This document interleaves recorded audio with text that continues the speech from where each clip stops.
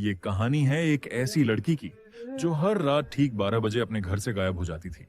दरवाजे बंद, खिड़कियां बंद, फिर भी कोई उसे रोक नहीं पाता था। सुबह होते ही वो वैसे ही अपने बिस्तर पर मिलती, जैसे कभी कहीं गई ही ना हो।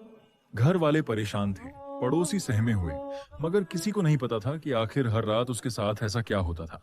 नरगिस एक आम सी घरेलू नौकरानी थी, मगर उसकी खूबसूरती ने मोहल्ले में एक अजब सी हलचल मचा रखी थी।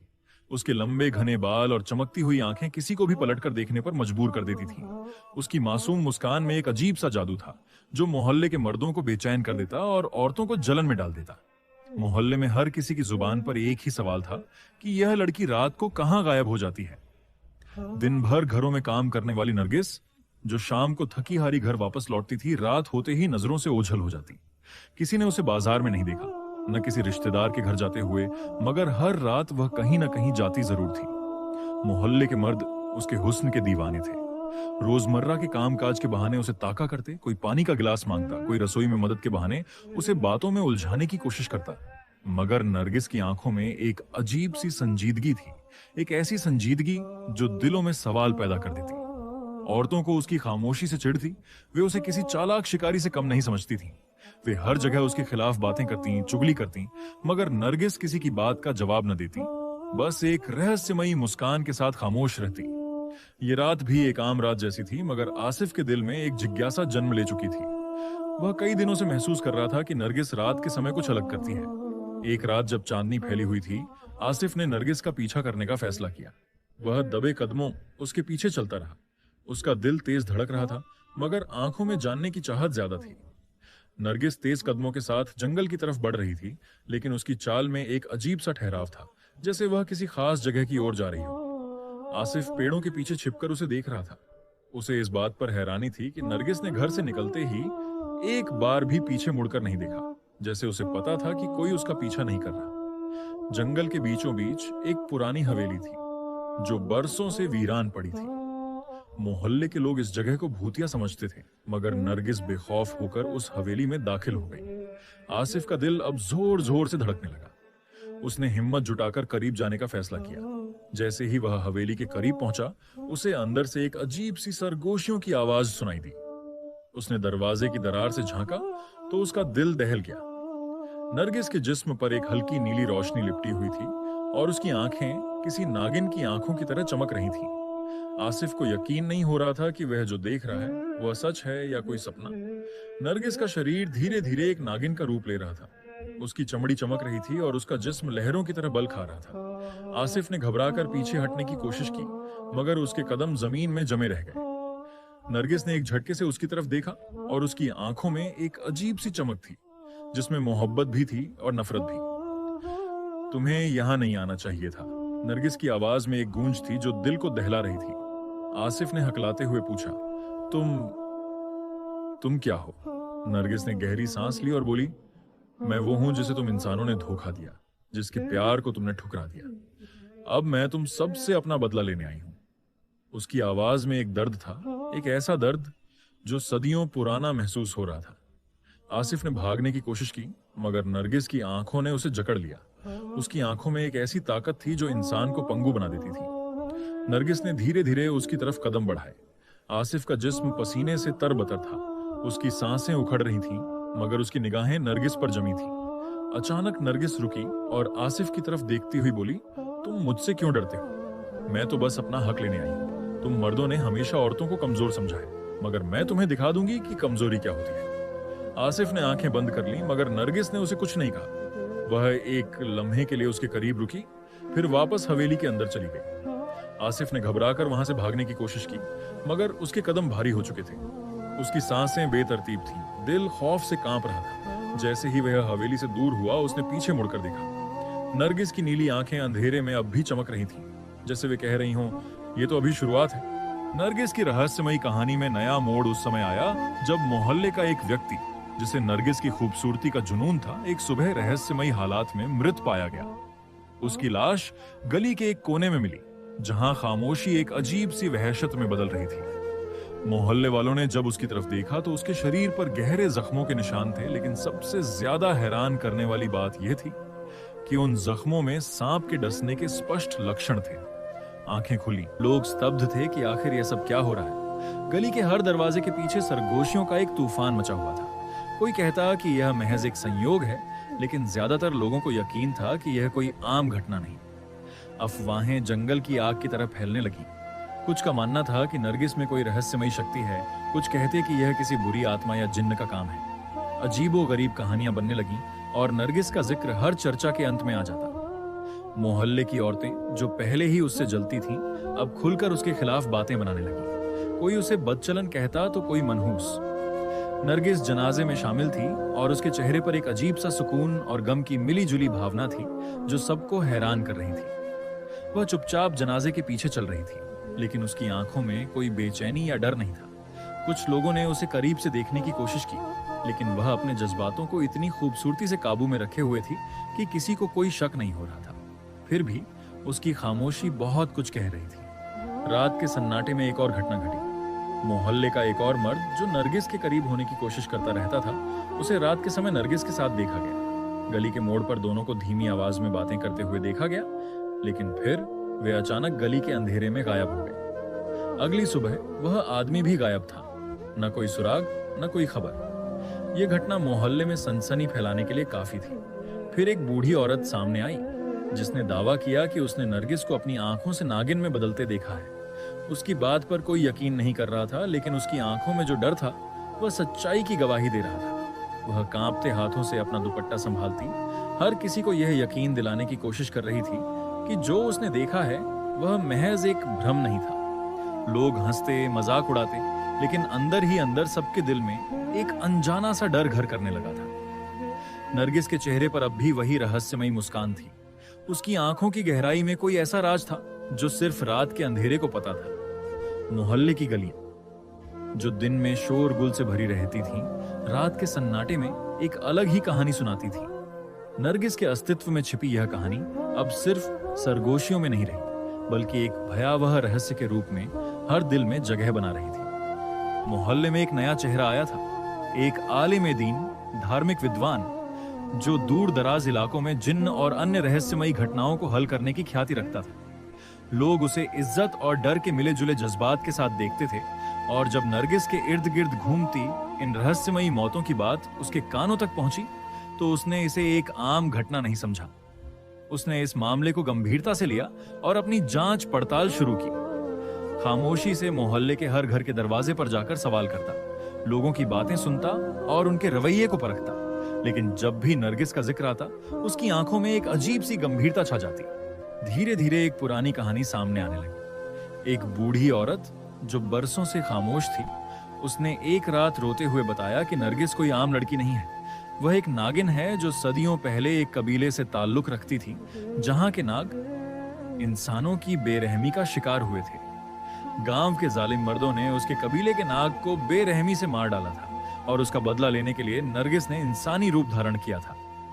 वह यहाँ एक आम घरेलू नौकरानी के रूप में रह रही थी, ताकि एक एक करके उन सबको मार सके जिनके पूर्वजों ने उसके कबीले पर अत्याचार किया था। यह राज जानकर मोहल्ले में एक अजीब सी वहशत फैल गई। लोगों के दिलों में एक सवाल ने जगह बना ली कि कौन अगला होगा। दिन के उजाले में नरगिस एक मासूम और गरीब घरेलू नौकरानी नजर आती थी। उसके चेहरे पर हया और आजजी थी जो हर एक को प्रभावित करती थी।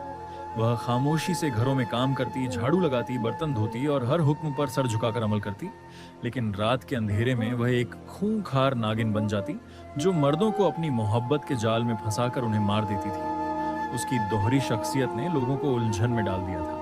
कोई यकीन नहीं कर पा रहा था कि यह वही नरगिस है जो दिन में इतनी मासूम नजर आती थी। एक और रात एक नया हादसा हुआ।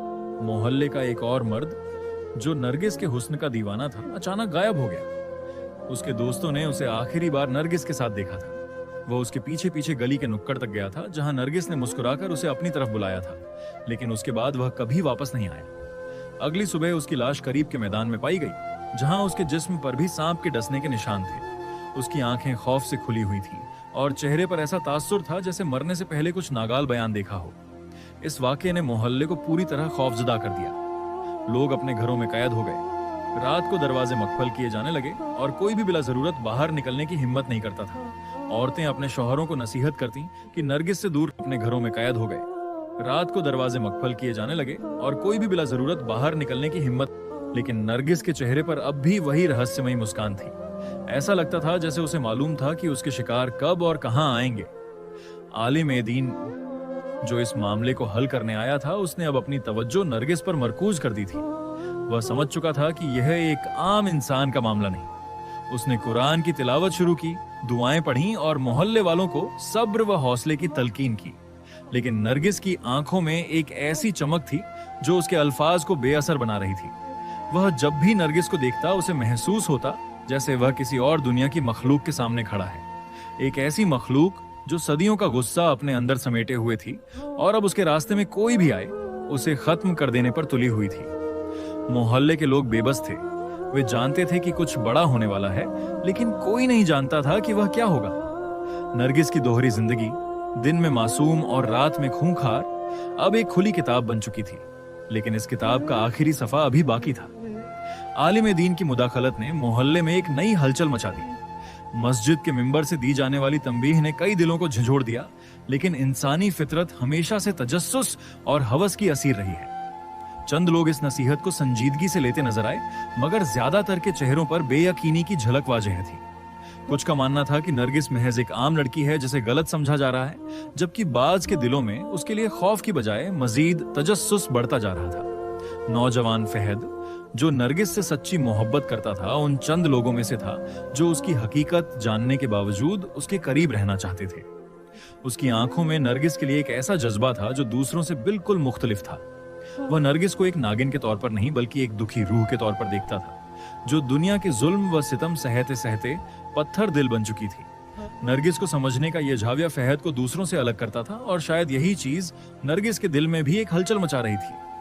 लेकिन मोहब्बत और फितरत का यह तसादुम आसान नहीं था। नरगिस के दिल में एहसासात तो जाग रहे थे, मगर उसके अंदर की नागिन सदियों की नफरत का बोझ लिए घूम रही थी। वह अपने इंतकामी आग को भुलाने के लिए तैयार नहीं थी।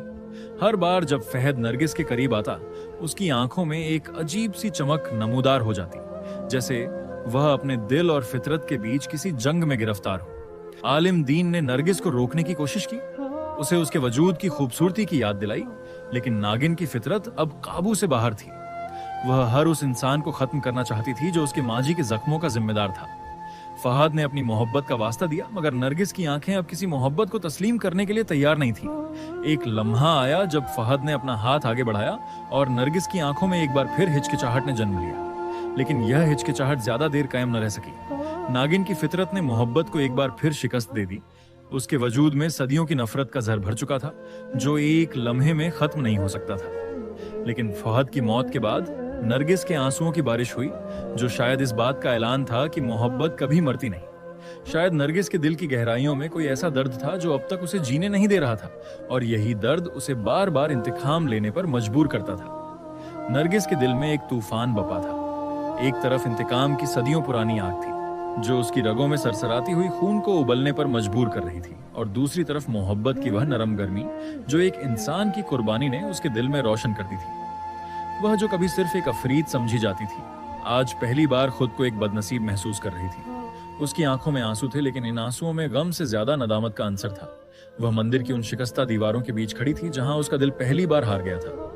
नौजवान की सांसें अभी थम चुकी थीं, लेकिन उसके चेहरे पर एक सुकून था, जैसे वह मरकर भी जीत गया हो। नरगिस ने उसके चेहरे को अपने हाथों में थाम कर देखा तो उसकी आंखों में जो अक्स उभरा, वह एक ऐसे शख्स का था जिसने नरगिस को एक इंसान समझा, एक दिल वाला वजूद जो मोहब्बत करना जानता था। यह लम्हा नरगिस के वजूद को झंझोड़ कर रख गया। वह जो खुद को हमेशा से नाकाबिले शिकस्त समझती थी, आज मोहब्बत की ताकत के सामने टूट चुकी थी। उसका कबीला उसे पुकार रहा था, उसके बुजुर्गों की आवाजें उसके कानों में गूंज रही थीं। वापस आ जाओ, तुम इंसान नहीं हो, तुम उनके साथ नहीं रह सकती। लेकिन नरगिस के कदम जमीन पर जमने लगे थे। उसकी नजरें उस नौजवान की कब्र पर थीं, जहां उसके आंसुओं ने मिट्टी को भी नम कर दिया था। उसे पहली बार एहसास हुआ कि वह एक इंसान से ज्यादा कुछ नहीं चाहती थी। उसकी सांसों में जो सरसराती आवाज थी, वह अब सिर्फ एक शौक मोहब्बत में बदल चुकी थी। मोहल्ले वाले अब नरगिस को एक अफरीद के बजाय एक बदनसीब रूह समझने लगे थे। लोग जो कभी उसके नाम से खौफजदा हो जाते थे, अब उसकी दास्तान को हमदर्दी से सुनते थे। औरतें जो कभी उसके खिलाफ बातें करती थीं, अब उसकी कहानी सुनकर आंसू बहाती थीं। एक कुर्बानी ने नरगिस को एक नई पहचान दी थी। नरगिस ने मंदिर की दीवारों को आखिरी बार देखा और गहरी सांस के जो